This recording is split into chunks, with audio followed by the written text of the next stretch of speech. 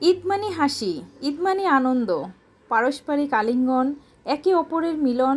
ঈদ মানে কেনাকাটা, নতুন প্রভাত, নতুন সূর্য, নতুন এক আনন্দঘন দিনের সূচনা। বছরে দুটো দিন মুসলমান জাতির জন্য এক অভূতপূর্ব আনন্দ। সবাই সবার আপনজনকে নিয়ে অত্যন্ত হাসি খুশির একটা দিন উদযাপন করেন। ঈদ মানে সালামি, আদান প্রদান, এই যেন এক অসাধারণ প্রক্রিয়া যা আনন্দকে আরও হাজার গুণ বাড়িয়ে দেয়। ছোট বড় সবার মাঝে নতুন এক দিনের মিলন ঘটিয়ে দেয়। এটাও ঈদের আনন্দেরই একটা চমৎকার অংশ।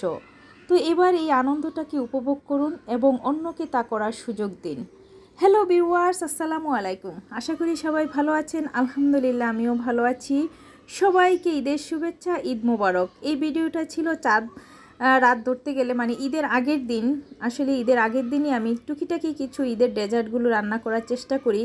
আমার ময়না কোনো মিষ্টি খাবার তেমন একটা পছন্দ করে না, কিন্তু সেই পায়েসটা অনেক বেশি পছন্দ করে। আর যেহেতু পায়েস রান্না করতে অনেকটা সময় লেগে যায়, তাই আমি চেষ্টা করি চাঁদ রাতে পায়েস রান্না করে রাখার জন্য। তো আজকে একটু চাঁদ রাতে বাহিরে যাব, সেজন্য বিকালে পায়েসটা রান্না করছি যাতে ইফতারিতেও পায়েস খেতে পারে। আমি যেভাবে পায়েস রান্না করি, প্রথমে আসলে দুধটা জাল করে নিই, সাথে আমি পোলার চাল দিয়ে দিয়েছি 1 কাপ।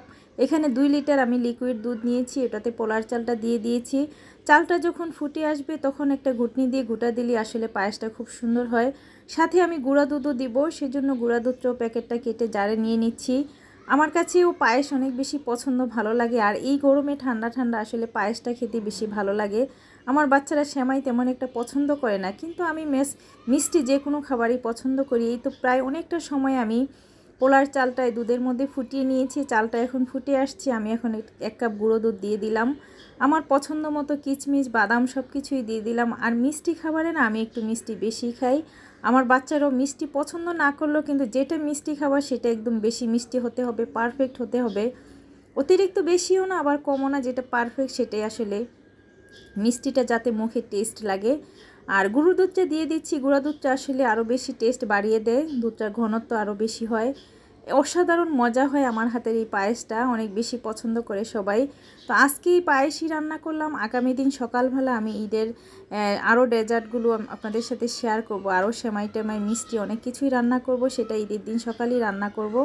রাতে এই পায়েসটাই রান্না করে রাখছি। আর এই বছর রমজানের লাস্ট ইফতারে একদম শর্টকাট কিছু ইফতারি ছিল, কারণ শেষ মুহূর্তে এসে আর তেমন ভাজা পোড়া খাওয়া হয়নি।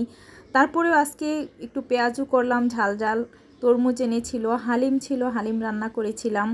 তারপরে এই পায়েস ছিল, এটা দিয়েই লাস্ট ইফতারি করলাম। সবাই সবার জন্য দোয়া করবেন।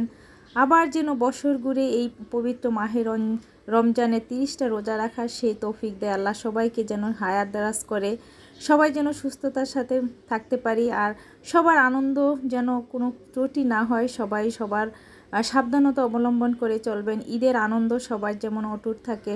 সবাই ভালো থাকবেন। এই তো আজকের শেষ ইফতারি করছি। এটা হয়তো আগামী বছর বেঁচে থাকলে আবার এরকম দিনে আমরা ইফতারি করতে পারবো। এই বছর আলহামদুলিল্লাহ মানে 30টা রোজা রাখতে পেরেছি। আল্লাহ তাআলা সুস্থতার সহিত 30টা রোজা রাখার তৌফিক দিয়েছে।